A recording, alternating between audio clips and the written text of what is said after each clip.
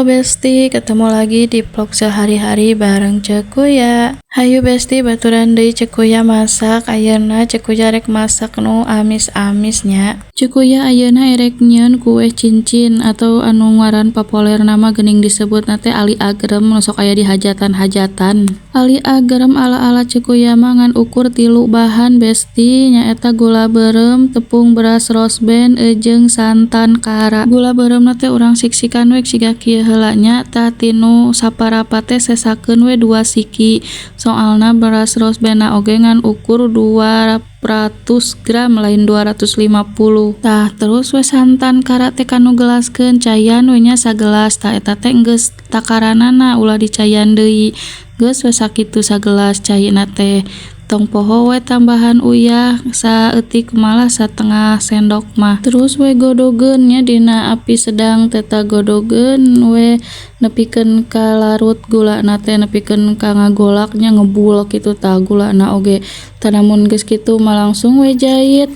Asupkeun we eta rosben nya, kocekeun we lah saring we bisi aya ieu mah saring we nya.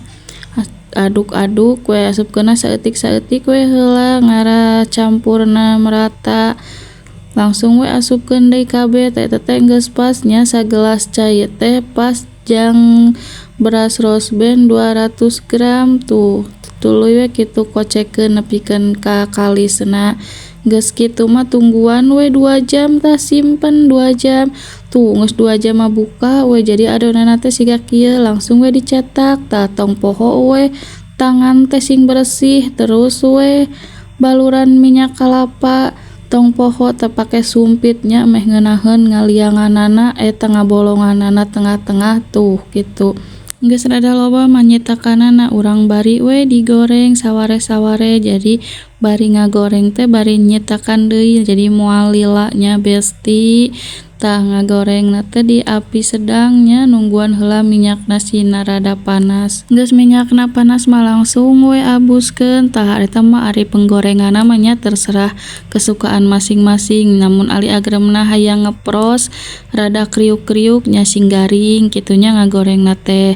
Tapi namun misalkeun hayang anu tengahna masih keneh rada baseuh geuningan kitunya siga nu di hajatan-hajatan nya ngagorengna ulah lila teuing kitu Besti. Ari Cekuya mah resep anu garing ngarah aya gegeleun jadina teh kriuk-kriuk. Henteu teuas Besti, ieu mah jadi ngeunas ya kriuk-kriuk ajaran gerasok. Geus kitu mah tuh geus jadi we alhamdulillahnya Besti, urang keleran we heula lumayan tina 200 gram tepung rosben teh jadi sakelereun tingali Besti jang opieun mah tuh lumayan kan. Ya udah Besti, dadah.